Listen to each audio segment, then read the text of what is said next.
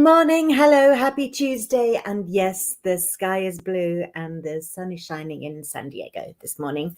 Let's have a look, put my camera down a little bit more. There we go. Today's conversation is about networking. I've done lots of networking over the last 10 years, usually in person. In fact, it started in person. We'd have breakfast meetings, we'd have lunch meetings. You'd arrive, you'd do a little bit of chit chat, you'd sit down, you'd eat. Then you'd have your event. Sometimes you'd have your event and then you'd eat, but usually you'd eat, chit chat during the eating, then you'd have your big event. So that was while we were having our coffee after our meal. We'd introduce ourselves, we'd get our 2 minutes to talk, our 30 seconds to talk, depending on how big the event was. And then there'd be a featured speaker, which would be one of the group who'd talk for 10 minutes or something like that. Then we ended up going to bigger events. Then my business partner, Robert, and I, that is, we would be speaking at some of these events, bigger events, more speaking.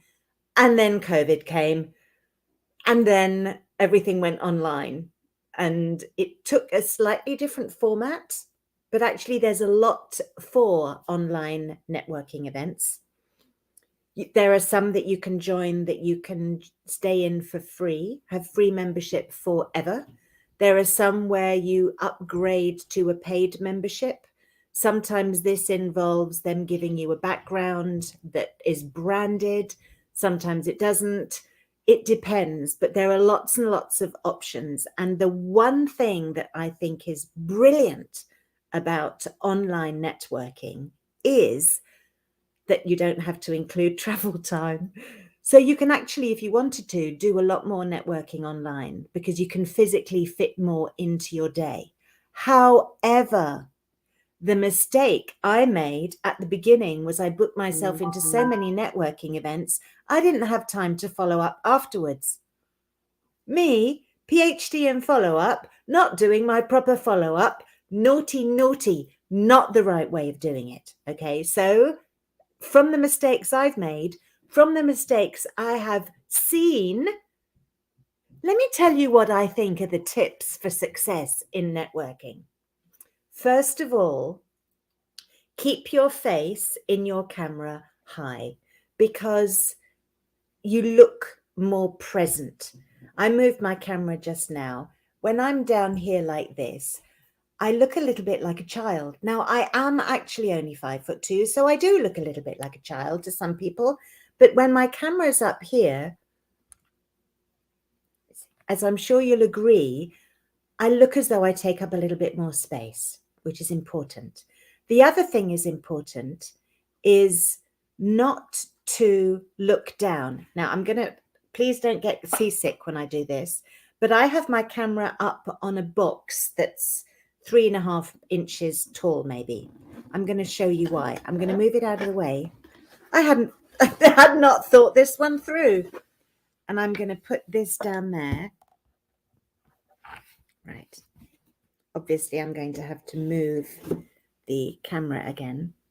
Now, I'm going to talk to you from up here. Do you think I look a little bit patronizing in this position because I'm talking down at you as if you are smaller than me and I'm bigger than you and I'm more important? Yes. So let's avoid doing that, shall we? Let's try to set the camera up. And this is a laptop that I'm using here.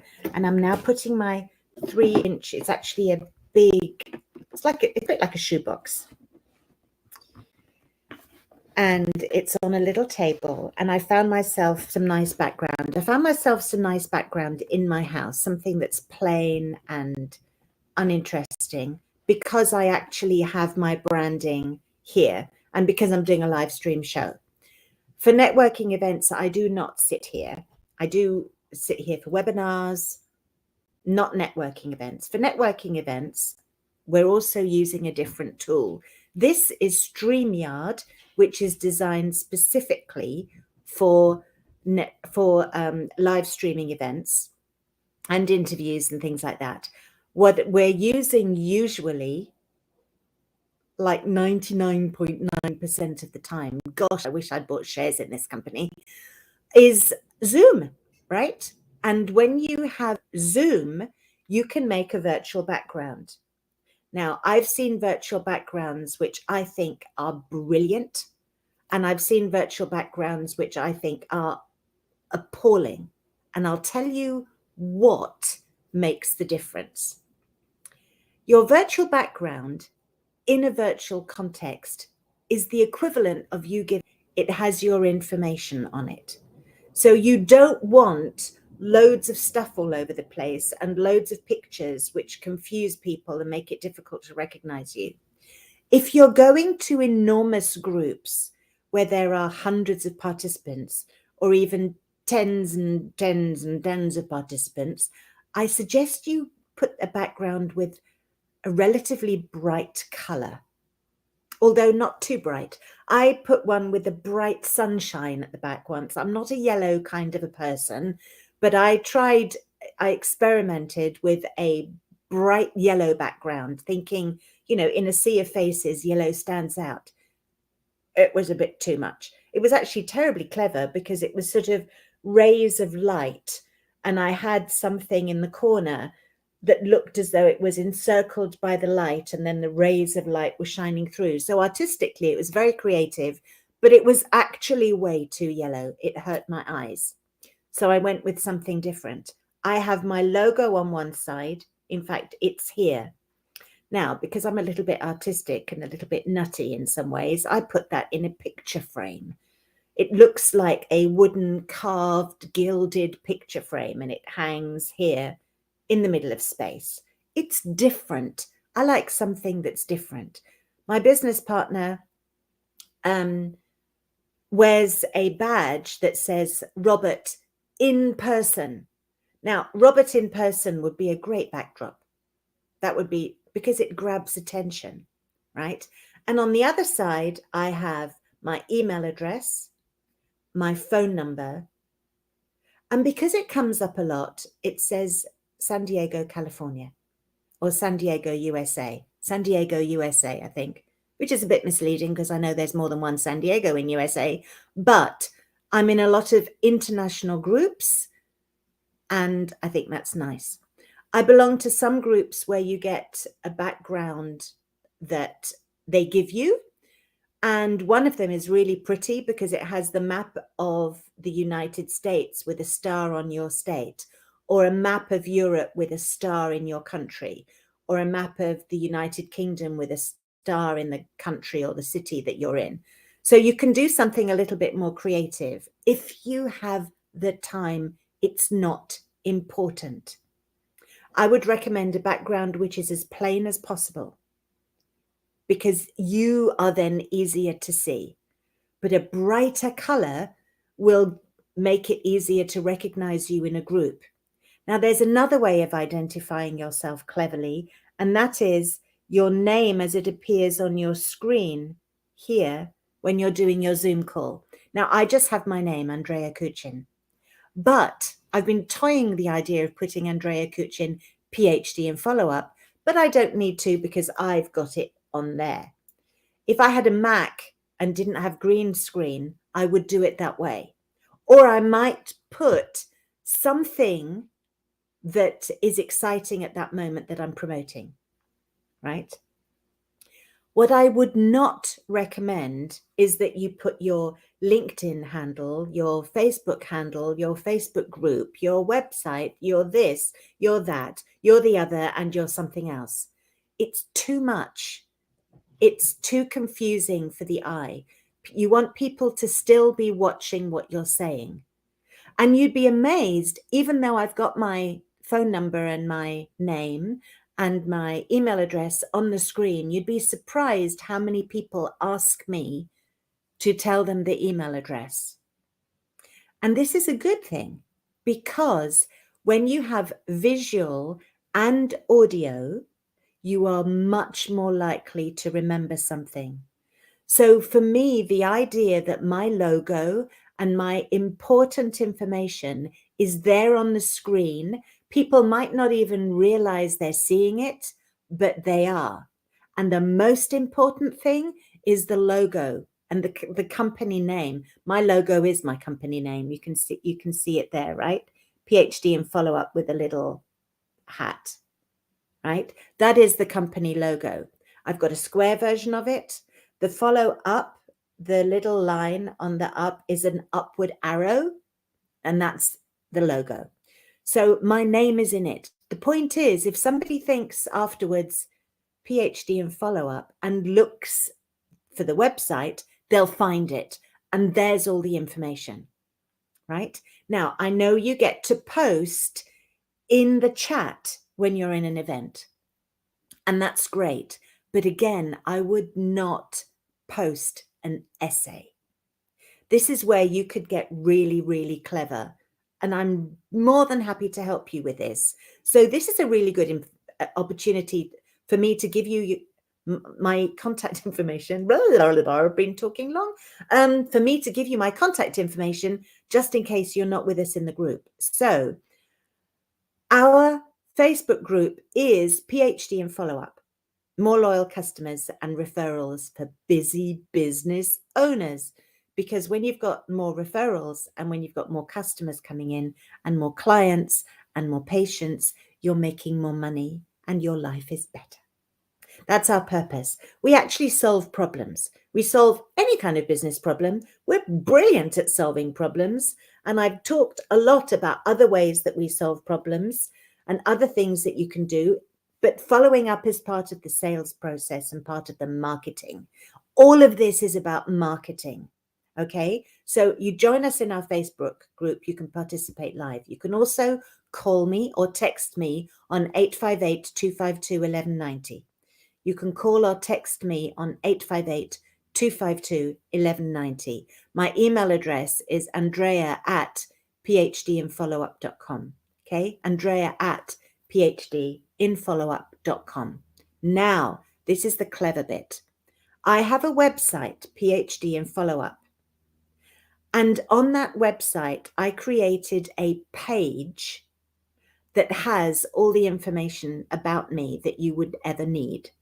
So when I'm networking and I'm in a group environment and I'm posting into the chat, that is all I need to put in, phdinfollowup.com/Andrea Kuchin. Why? Because I have a very clever little system, which is actually incredibly cost effective, that looks like a little mini website, but it's got live links on it, including buttons for the different things I've given you. So that if you were to go to your phone, and I think I probably can show you this today. Let me PhD in followup.com/Andrea Kuchin. Go.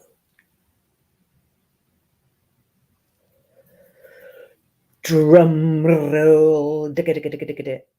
Oh, well, that's funny. Okay, let's try another one. You know what it is? I'm doing a search on Google. Google doesn't like searches. I should go straight to the internet. Okay, here we go. One more time.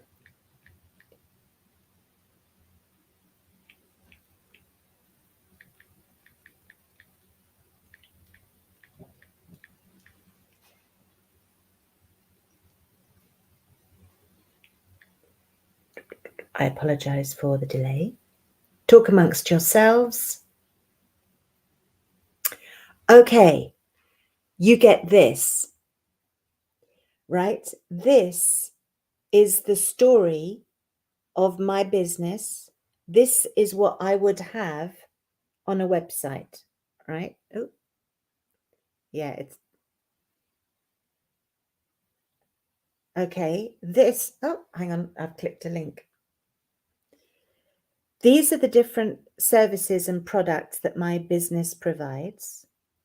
Here's a little picture, and here are buttons. These are live links, Facebook, Instagram, LinkedIn, and YouTube, and the buttons on the top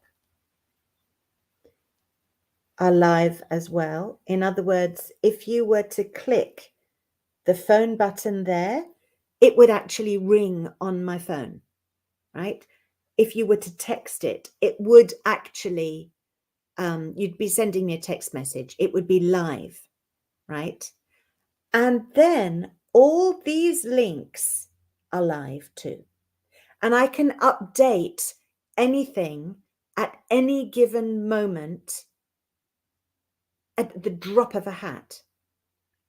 Now, this is more sophisticated than that because I can also send out tracked links specifically to people. So in other words, if I'm actually at an event and I'm talking to somebody, or I'm out walking the dog and I bump into a neighbor who asks me a question, I can go into my phone, into my app actually, find they're called digital business cards. So find the card I want to send, because I can create them about all sorts of different things, and send it to that person by text or by email.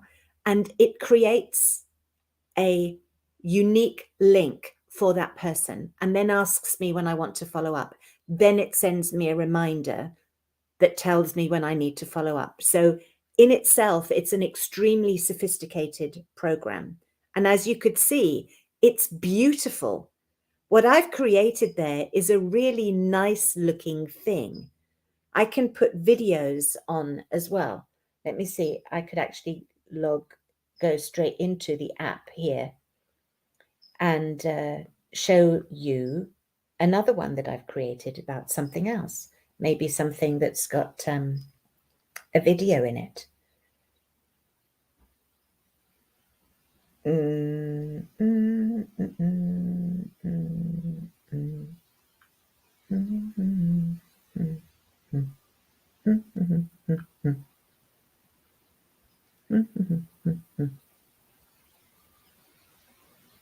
Yeah, this one, for example, has a little video on the top, right?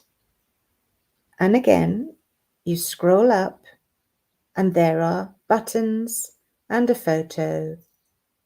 The phone buttons are down here because I did it in a slightly different way. This is your success toolkit. Okay. And these are the buttons, and this is the blurb, and this is the video. You can do what you want with them, and they are nice looking. They look like real websites. They cost significantly less. In fact, this is a really good deal. You can email me about that later. I've also got a link on them that says book an appointment. I've got links that do all sorts of other things. Okay. Now, I've put one of those onto this page, phdandfollowup.com, Andrea Kuchin. And of course, I can change it at any time. It's only linked. It's that page forwards to what I put. So for networking, this is easy and simple. People could almost remember it. It's that easy. phdandfollowup.com/Andrea Kuchin. I can certainly put it in the chat easily. And that's important because after a networking event, people are scrolling through lots and lots of chat. And it's a bit overwhelming sometimes. And they don't then, when they find that person's message, want to see 50 different links for different things. It's a little bit too much. And it doesn't take a lot of effort to do this. If you've got your own domain, it's easy. If you haven't, the application I've suggested gives you a URL. You could go into Bitly or somewhere else that I can recommend for you and create a link that's yours. It could be bit.ly.com/Andrea Kuchin or tinyurl.com/Andrea Kuchin. You can put a URL, even a customized URL, on anything. It looks a little bit more professional. Now, there is something out there that you can use that's free, but it's not pretty and it's just links. Okay, it's just links. It's called Linktree. You can't write a paragraph about who you are. You can't put a video in. You can't put pretty pictures in that inspire people. You can't save the data. You know, if people are looking on their phone at your Linktree page, I don't think there's a button that says save the data to my phone so that they've got your contact information. However, it's a good start. And if you go to Linktree, I think it's linktree.com/Andrea Kuchin, for example, that would be an easy way of promoting yourself. That would at least stop the miles and miles of different links. And you can put the descriptions on the links really clearly so people know what they're looking for. Just like on my pages, it will say, book a brainstorming session with Andrea, explore our greeting cards, explore our digital business cards. You know, it's really clear. You know, join our Facebook group. The buttons are really clear. I highly recommend that you do that so that it's much easier for people to see the important information that they need. They're not overwhelmed by masses and masses of it and then confused about which link to click because they don't know where they're going. Okay, so I think that's probably enough for today. Let's go over the most important things. Look at the angle of the camera in relation to your face. Position yourself on the screen nicely in a way that is open and confident and non-threatening. Find a background, put your logo on and your name and your phone number, or your name and your phone number, or your email address, or if it's relevant, your location, or if you've got a clever link like this, PhDandFollowUp.com, put the clever link on. Okay, don't make your background too fussy. Don't sort of show 7 different websites and all sorts of other stuff. People won't remember anyway. And when you get overwhelmed, and a Zoom meeting with a couple of hundred people is overwhelming enough anyway, you can't differentiate stuff. You can't see it very clearly, right? So make it simple. Instead of pasting an essay when you're allowed to put your information in the chat, find a way of putting a minimum amount of information that it gives a link people can click on, then they can find out more, right? I believe that the less information you get or you give, the more curiosity there'll be, and people will be like, how come she's only given this one link? Let's see where it goes, rather than, oh, there's 13 different links here. Which one shall I go on? Because obviously people are preparing this in advance. They've got it copied somewhere. They're copying and pasting it into the meeting, sometimes several times. And that just leads to a mass of overwhelming information at the end of the event.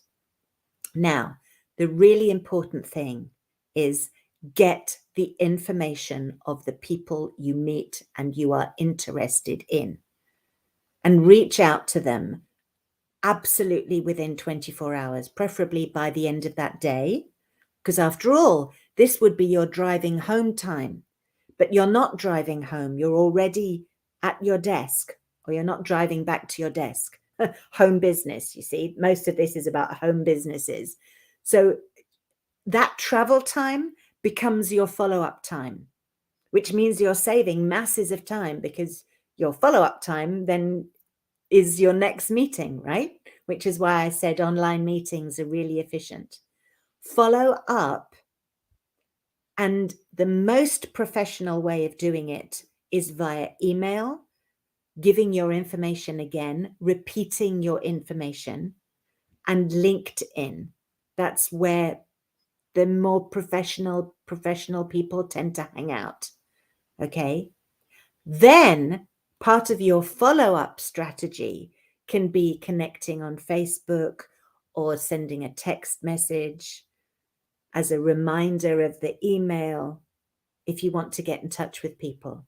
But make sure, really, you should do it by the end of the day, but definitely within 24 hours, the people who were interested in learning more from you have received information from you, just saying, here's the information, here's a link to my calendar, let's book a time to talk.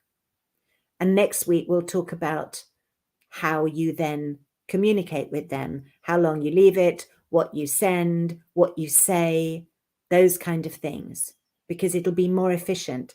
And I'm doing this because I've seen it done inefficiently by so many people. So your follow-up message was, great to meet you at the networking event today. Loved hearing about what you're doing. I'm giving you time to write these down. Let's connect, or would love to arrange a meeting with you. Here's my calendar. Or following the great interaction we had at the networking event, here's my information. Not too much, not overwhelming, not yet trying to sell, just trying to build a relationship, because you don't know yet what that person needs. You don't know what it was about what you said that connected with them. And the quicker and easier it is, the more you can do of it. So the more people you can follow up with. Okay?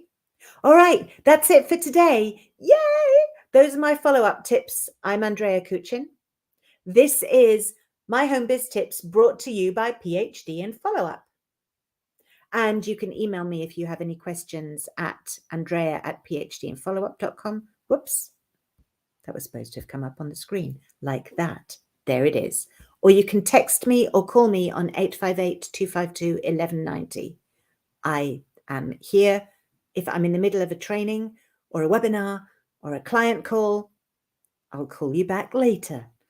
Okay, join our Facebook group, PhD in Follow-Up, to connect with us in the lives and in our community.